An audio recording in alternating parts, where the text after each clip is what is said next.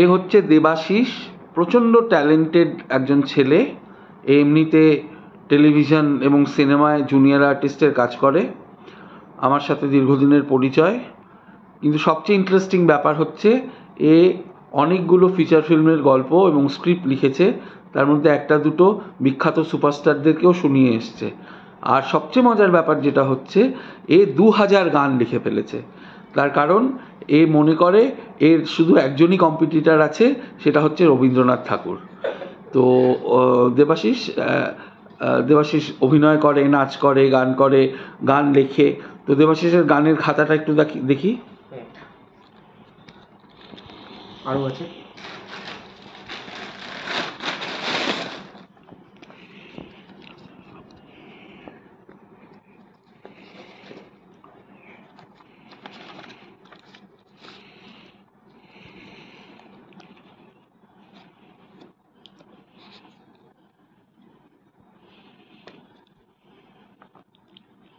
দেবাশিস 2000 গান? হ্যাঁ স্যার। তো গানগুলো যদি আমি একটু রেকর্ড করি অসুবিধা আছে? না, অসুবিধা নেই স্যার। কিন্তু তোর কপিরাইটের গল্প আছে, তুই সিনেমায় আবার গানগুলো দিবি, তখন অসুবিধা হবে না? স্যার কিছু সেগুলো মেন বাদ দিয়ে বলে গাইবো। তাহলে কোন গানটা গাইবি এখন শোনা? এখন একটা শোনাচ্ছি স্যার, এই গানটা।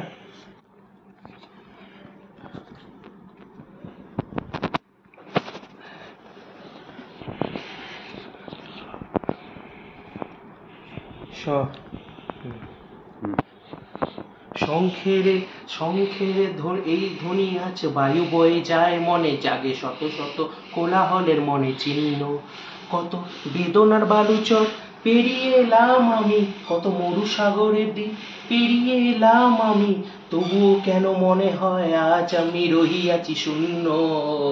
জীবনের এই পরশ পাথরে আমি দেখা পেলাম কই, জীবনের এই পরশ। ঠিক আছে দেবাশিস, এবার একটা প্রেমের গান।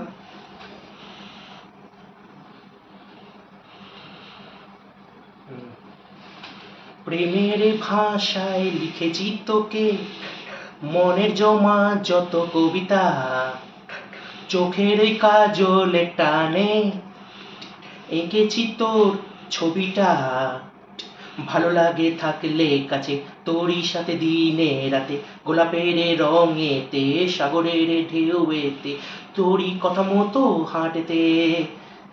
তুই আমার জীবন, তুই আমার জীবন। দেবাশিস এবার একটা নাচ করে দেখা, তোরই গান।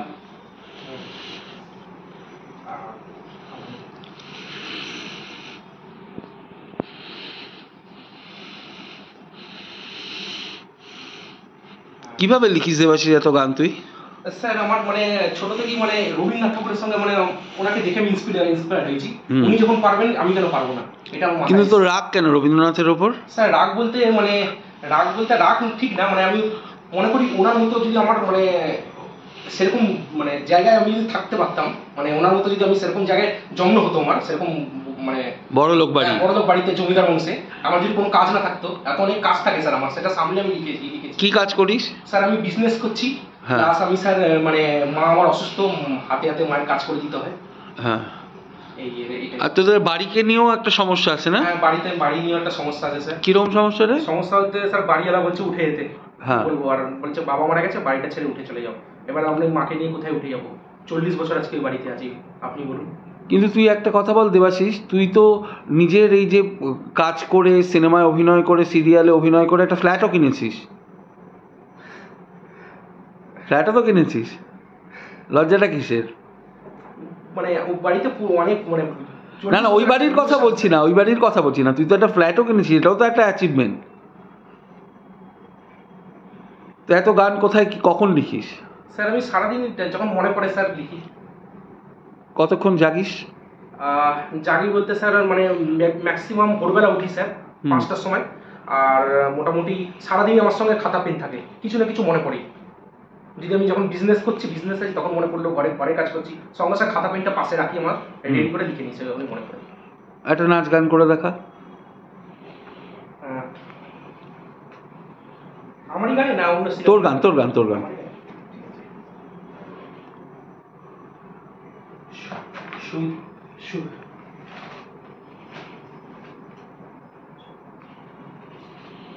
এই এই মন তোর দু চোখে ভাসতে চায়, এই প্রেম তোর আবেগে হাঁটতে চায়, টি টি টি টি টি টি টি, এই মন তোর দু চোখে ভাসতে চায়, হাঁটতে চায়, এই প্রেম তোর আবেগে হাঁটতে চায়, বড় ইচ্ছে করছে আমার তোকে বলতে মনের কথা, তুই সবচেয়ে সুন্দরী আমার চোখে দেখা, বড় ইচ্ছে করছে আমার তোকে বলতে মনের কথা, তুই সবচেয়ে সুন্দরী আমার চোখে দেখা, তাই থাকতে চাই তোর সাথে সারা জীবন, সারা জীবন। হ্যাঁ, এই মন তোর আবেগে হাঁটতে চায়, এই প্রেম তোর আবেগে ভাসতে চায়। খুব ভালো হয়েছে দেবাশিস। আচ্ছা দেবাশিস, তুই প্রথম ব্রেক কোনটা, মানে পড়াশোনা কি করেছিস? পড়াশোনা করেছি বিকম অ্যাকাউন্টেন্সি অনার্স। আচ্ছা, তারপর চাকরি করলি? তারপরে আমি একটা মাল্টিন্যাশনাল কোম্পানিতে চাকরি করতাম। তারপর ওখান থেকে সিনেমা? ওখান থেকে মানে কবিতা ছোট থেকে আমি লিখি। হ্যাঁ, আমি কবিতাও লিখি, গানও লিখি। তারপর ইচ্ছা করে যে চাকরি জীবনটা ঠিক পছন্দ না, হ্যাঁ, চাকরি মানে কবিতা গান এসব নিয়ে আমি তখন থাকতে লাগলাম। তারপর সিনেমা সিরিয়ালে ব্রেক কোনটা? সিরিয়ালে প্রথম ব্রেক হচ্ছে রেশম ঝাঁপি। 2017 সালে টেকনিশিয়ান স্টুডিওতে ফটো জমা দিয়েছিলাম। হ্যাঁ, তখন ওখান থেকে একটা অডিশন নিয়ে আমাকে সিলেক্ট করেছিল।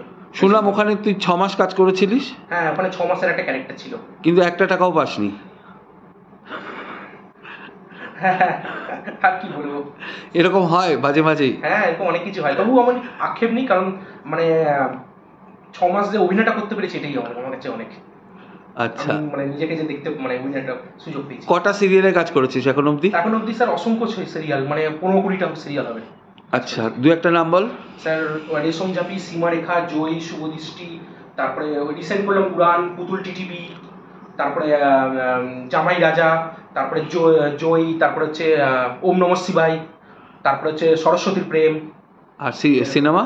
আর সিনেমা বলতে রিসেন্ট করলাম দানব বনসারা, এই দুটোতে একটা ক্যারেক্টার আছে। আর এছাড়া আগে এমনি জুনিয়র আর্টিস্ট হিসেবে কাজ করেছিলাম দেবের চ্যাম্প, ককপিট এগুলোতে। আর কিন্তু দানব বনসারাতে ক্যারেক্টার দিয়ে অডিশন দিয়ে সিলেক্ট করে ক্যারেক্টার করেছি। তো তোর জীবনের এখন লক্ষ্যটা কি? আমার জীবনের লক্ষ্য হচ্ছে এমন কিছু গল্প লিখবো যেটা আজ পর্যন্ত ইন্ডিয়ান সিনেমার হিস্ট্রিতে হয়নি। এমন কিছু গল্প মানে লিখেছি আর কি, মানে সিনেমায় আনবো, দেখাতে চাই, যেটা ইন্ডিয়ান সিনেমায় কোনো পরিচালক, সাউথ বলুন, বাংলা বলুন, হিন্দি বলুন, কেউ পরিচালক দেখাতে পারেনি সেটা। এরকম কোনো গল্পকে আমি সিনেমার পর্দায় ফুটিয়ে তুলবো। তো সেই গল্পগুলো পাওয়ার জন্য কি চেষ্টা চালাচ্ছিস? সেই গল্পগুলো পাওয়ার জন্য বিভিন্ন প্রোডাকশন হাউসে যাচ্ছি, চেষ্টা করছি, কিন্তু তারা বলছে আগে তাদের দিয়ে দিতে, মানে গল্পটা দিয়ে দিতে, দিয়ে আমাকে বলছে যদি পছন্দ হয় ডাকবে। এবার আমি ওই জন্য অনেক সময় তাদের সঙ্গে কথাবার্তা বলে যদি ঠিক না মনে হচ্ছে আমি তাদের গল্প দিচ্ছি না, এইরকম। আচ্ছা, এরকম অনেক প্রোডাকশন হাউসে যাচ্ছি, ঘুরছি, চেষ্টা করছি। সারাক্ষণ সিনেমা ঘোরে তোর মাথায়? সারাক্ষণ সিনেমা ঘোরে। আমি চাই স্যার, মানে আমি মনে করি the show must go on, মানে দর্শককে আনন্দ দেওয়ার। মানুষের দেখুন লাইফটা এখন হচ্ছে মানে টেনশানে ভরা, তাদের যদি আমি মুখে একটু হাসি ফোটাতে না পারি দিনের শেষে, তারা যে সিনেমাটা দেখছে সেটা দেখে যদি তারা নিজেদের সঙ্গে রিলেট বা কানেক্ট করতে না পারে, তাহলে আমি মনে করি না সেটা কোনো সিনেমা বলে স্যার। ওই জন্য আমি চাই দর্শকরা যেন আবেগের সঙ্গে, ভালোবাসার সঙ্গে সেই সিনেমাটা দেখে, এটাই আমি চাই। মানে দর্শককে আমি তাদের মনের কথা বলতে চাই, মানে আমার মনের কথাটা আমি তার দর্শকদের বলতে চাই সিনেমার মাধ্যমে। এক একটা আমার চরিত্র যেন আমারই কথা বলছে। এই যে সকাল থেকে রাত অবধি শুধু সিনেমাই ভাবিস? সকাল থেকে রাত অবধি শুধু সিনেমা? শুধু সিনেমা, সকাল থেকে রাত অবধি স্যার মাথায় আমার খালি সিনেমাই চলে স্যার। আমি চাই এমন কিছু গল্প লোককে, মানে ইন্ডিয়ান সিনেমায় বলতে, যাতে ইন্ডিয়ানরা মনে করে যে না বিদেশের সিনেমা না, উদাহরণ টেনে যেন না আনে, না আমাদেরও এখানে ইন্ডিয়াতে ভালো সিনেমা হয়, সেই আমি সেটা খালি বলতে চাই। আর আমি অভিনয় করতে ইচ্ছুক, যদি কেউ আমাকে সুযোগও দেয় কোনো ক্যারেক্টারে, তো আমি খুবই উপকৃত হব।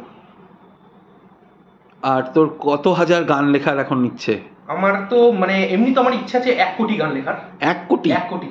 আচ্ছা, কিন্তু আমি আপাতত অতগুলো পারবো কিনা জানি না। এখন 2000-এর মতো গান লেখা আছে। আচ্ছা, সকাল থেকে কি কাজ করিস? সকাল থেকে বলতে আমি সকালবেলা এক্সারসাইজ করি, তারপরে আমি বিজনেস করছি, একটা বিজনেসে যাই। হ্যাঁ, আর এছাড়া আমি বিভিন্ন মানে যখন সময় পাই হাউসে ঘুরি, তারপরে অ্যাক্টিং এর জন্য চেষ্টা করি বিভিন্ন সিরিয়াল স্টুডিওগুলোতে, এই আর কি। আচ্ছা, তো এই ছবিটা শেষ করছি তোর গানের খাতা দিয়ে। তুই গানগুলো একটু ভালো করে আস্তে আস্তে তোর গানগুলো দেখা, আর তার সাথে একটু করে একটা দুটো গান শোনা, আস্তে আস্তে লেখা। উল্টা পাতা, আরো পাতা, প্রথম থেকে উল্টা।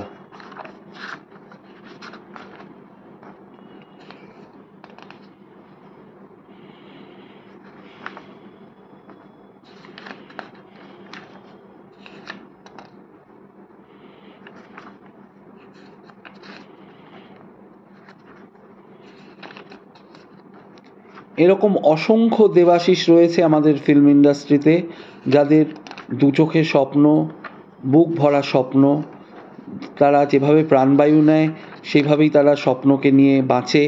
প্রত্যেক দিন হাজার হাজার দেবাশিস আসে আমাদের ইন্ডাস্ট্রিতে, তার মধ্যে অধিকাংশ দেবাশিসই হারিয়ে যায়।